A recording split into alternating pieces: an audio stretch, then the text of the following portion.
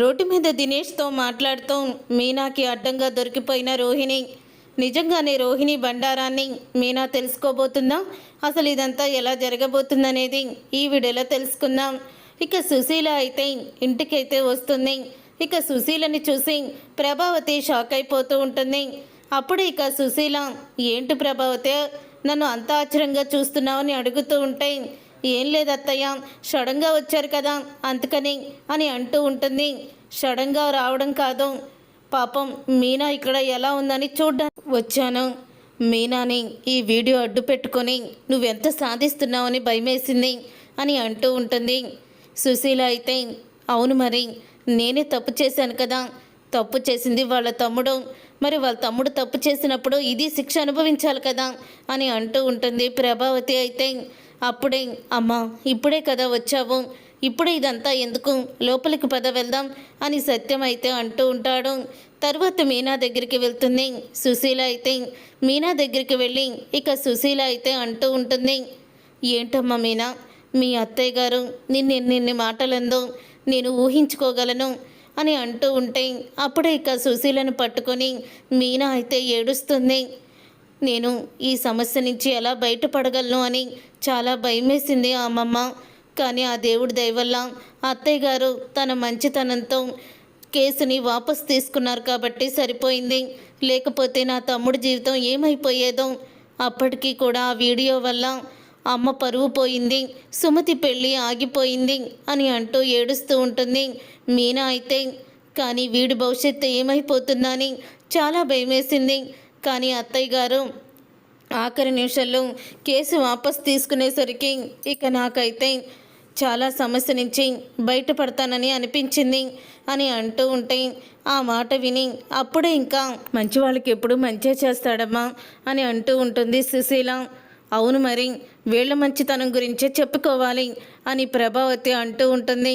అప్పుడు ఇక సుశీల అయితే, ఏంటి ప్రభావతి నువ్వు కేసు వాపసు తీసుకున్నావు మంచిగా, ఇంకా ఎందుకో మీనాని నువ్వు అలా అంటున్నావు అని అనగానే, మరి ఏం చేయమంటారు, నన్ను ఆ రోజు వీళ్ళ తమ్ముడు దొంగతనం చేసి ఎంత ఇబ్బంది పెట్టాడు అని అంటూ ఉంటుంది ప్రభావతి.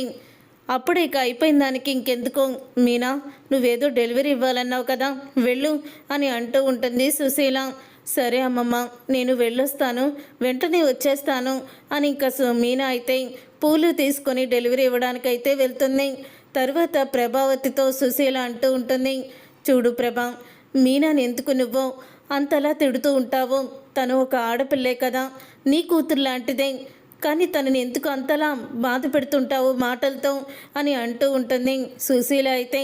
మరి మీరెందుకు ఆ మీనాని వెనకేసుకొచ్చి మిగతా నా ఇద్దరు కోడల్ని దూరం పెడుతూ ఉంటారు, నన్ను కూడా మీరు దూరం పెడతారు అని అంటూ ఉంటే, అప్పుడు ఇక సుశీల అయితే, మీనా మంచితనం పట్టే నేను కూడా మీనాని బాగా చూస్తాను, నీ ఇద్దరు కోడళ్ళు ఎప్పుడు నన్ను అంత ఆప్యాయంగా పలకరించరు, ఇక నువ్వంటావా నేను ఎందుకు వచ్చానా అన్నట్టుగా చూస్తావు, మరి ఇంకేం మాట్లాడాలి అని అంటూ ఉంటుంది సుశీల అయితే. అప్పుడే ప్రభావతి ఇక ఏమి మాట్లాడుకున్నా లోపలికైతే వెళ్ళిపోతుంది. తర్వాత ఇంకా రోహిణి అయితే, ఇప్పుడు ఆ 2 లక్షలు తీసుకువెళ్ళి గుణాకి ఇచ్చేశాను, ఆ దినేష్ గారికి ఏమీ కాదు కదా అని అంటూ ఉంటుంది రోహిణి అయితే. ఆ 2 లక్షలు ఇంకా కామాక్షి బీరువాలో చూసుకోలేదేమో, అందుకనే తను ఇంకా మీ అత్తగారికి ఫోన్ చేయలేదు, లేకపోతే మీ అత్తగారు ఈ పాటకి లబోదిబోమంటుంది. మొత్తానికి ఆ భగవంతుడు నీకేదో రూపంలో డబ్బు ఇస్తూనే ఉంటాడు. మొత్తానికి ఆ గుణాగాడి వల్ల నువ్వు దొంగవయ్యావు, దొంగతనం చేసిన శివాని అందరి ముందు అవమానించాలనుకున్నావు, చివరికి నువ్వే దొంగవయ్యావు అని అంటూ ఉంటే, ఆ మాట విని అంటూ ఉంటుంది రోహిణి, అసలు ఎందుకు నువ్వు ఇలా మాట్లాడుతున్నావు అని అనగానే, నేను ఉన్నదే చెప్తున్నానే, నువ్వు ఒకరికి చెడు చేయాలనుకున్నావు, కానీ ఆ భగవంతుడు వెంటనే నీకు ఎలాగా చూపించాడో చూసావు కదా, నువ్వు చేసిన తప్పులకి ఆ భగవంతుడు తప్పకుండా శిక్ష విధిస్తాడు అని అంటూ ఉంటుంది విద్య అయితే. సరేలేవే పద వెళ్దాం అని అంటూ ఉంటుంది రోహిణి. ఇక రోహిణి అలా వెళ్ళిన తర్వాత వెళ్తూ ఉండగానే రోహిణి విద్య అలా వెళ్తూ ఉండగానే అప్పుడే ఇంకా దినేష్ అయితే కనిపిస్తాడు ముందు విద్యకి. ఇక దినేష్ని చూసి విద్య షాక్ అయిపోతూ ఉంటుంది. రోహిణి దినేష్ అని అంటూ ఉంటే ఇప్పుడు వాడి గొడవ ఎందుకే, అసలే వాడిని తలుచుకుంటేనే భయమేస్తుంది అని అంటూ ఉంటే తలుచుకోవడం కాదే, అటు చూడు ఎదురుగానే ఉన్నాడు అని అంటూ ఉంటుంది విద్య. అయితే ఇక విద్య అన్న మాటలకి అప్పుడే ఇక రోహిణి అయితే దినేష్ని చూసి షాక్ అయిపోతూ ఉంటుంది. అవును, ఈ దినేష్ గారు కేరళలో వైద్యం చేయించుకోవాలి కదా, మరి ఇదేంటి వీడు ఇక్కడున్నాడు అని అనుకుంటూ ఇక వెంటనే రోహిణి విద్య ఇద్దరూ కూడా బైక్ మీద కూర్చొని ఫోన్లో మాట్లాడుతున్న దినేష్ దగ్గరికి అయితే వెళ్తారు. అప్పుడు ఇక రోహిణిని విద్యాని చూసి దినేష్ షాక్ అయిపోతూ ఉంటాడు. నువ్వేంటి ఇక్కడున్నావు అని అడుగుతూ ఉంటుంది రోహిణి దినేష్ని. నేను ఇక్కడ కాకపోతే ఇంకెక్కడుంటాను అని అనగాల్ని, నువ్వు చావు బతుకుల మధ్య ఉన్నావని, ఆక్సిజన్ పైపు తీసేస్తే చచ్చిపోతావని వారం రోజులే గొడవ ఇచ్చారని ఆ గుణాగాడు నా దగ్గర 2 లక్షలు తీసుకొని కేరళ వైద్యం చేపిస్తానని చెప్పాడు కదా, మరి నువ్వేంటి బాగానే ఉన్నావు కదా అని అంటూ ఉంటుంది రోహిణి. ఓ పిచ్చి రోహిణి, నువ్వు గుణాగాడిని తక్కువ అంచనా వేశావు. నా ద్వారా నిజం తెలుసుకొని ఆ గుణ నీతో ఆడుకున్నాడు అని అంటూ ఉంటే ఆ మాట విని ఒక్కసారి షాక్ అయిపోతూ ఉంటుంది రోహిణి. ఏం మాట్లాడుతున్నావు నువ్వు అని అనగానే ఇంతలో ఇక పూలు డెలివరీ ఇచ్చేసి అటుగా వస్తూ ఉంటుంది మీనా. అలా వస్తూ ఉన్న మీనా అయితే ఇక అక్కడ రోహిణి దినేష్తో మాట్లాడడం చూసి ఇక వాళ్ళ మాటలు వింటూ ఉంటుంది చాటుగా. ఇక రోహిణితో దినేష్ అంటూ ఉంటాడు, నువ్వేమో ఆ బాలు ఫోన్ని కొట్టేసి దాంట్లో ఉన్న వీడియోని గుణ చేతికి ఇచ్చావు. ఆ గుణ ఆ వీడియోని వైరల్ చేశాడు. ఆ వీడియో ఇచ్చినందుకు నీకేమో నన్ను పట్టించి నన్ను చితకబాది నీ జోలికి రాకుండా చెయ్యాలనుకున్నాడు. ఆ తర్వాత నన్ను అడిగాడు, అసలు రోహిణితో నీకేంటి సంబంధం అని అన్నీ కూడా అడిగాడు.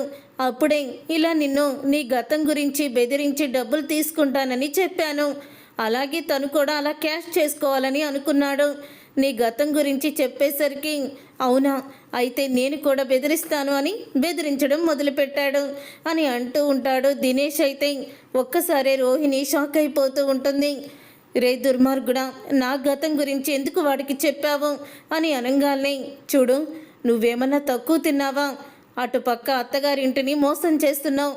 నీ మొదటి పెళ్లి గురించి నీ బిడ్డ గురించి దాచిపెట్టి మోసం చేస్తూనే ఇప్పుడేమో ఈ గుణాతో చేతులు కలిపి ఒక పక్క మోసం చేస్తూనే మరొక పక్క మీనాని బాలుని ఏడిపించాలని వాళ్ళ తమ్ముడు వీడియోని వైరల్ చేయించావు.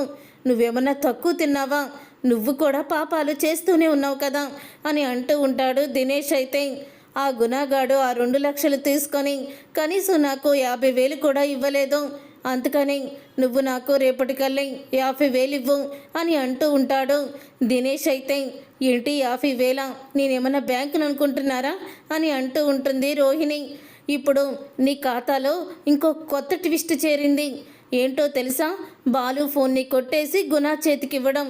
ఆ బాలు ఫోన్ని కొట్టేసింది నువ్వేనని, ఆ వీడియో వైరల్ అవ్వడానికి కూడా కారణం నువ్వేనని ఆ బాలు మీనాకి నేను చెప్పేశాననుకో, నీ పరిస్థితి ఇక ఫుట్బాలే. ఆ బాలు మీనా ఇద్దరు కలిపి నిన్ను ఫుట్బాల్ ఆడుకుంటారు అని అంటూ ఉంటే ఆ మాట విని షాక్ అయిపోతూ ఉంటుంది రోహిణి. రోహిణి గురించి చాటుగా విని ఇక నిజం తెలుసుకొని మీనా షాక్ అయిపోతూ ఉంటుంది. రోహిణి ఇంత కుట్రలు చేసిందా, ఇంత మోసం చేసిందా అని అనుకుంటూ ఉంటుంది.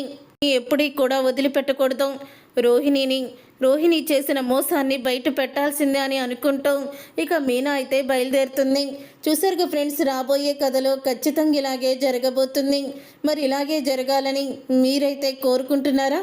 అయితే తప్పకుండా వీడియోనైతే లైక్ చేయండి. మీరు చేసే ఒక్క లైక్ మాకు ఎంతో సపోర్ట్ని, మోటివేషన్ ఇస్తుంది.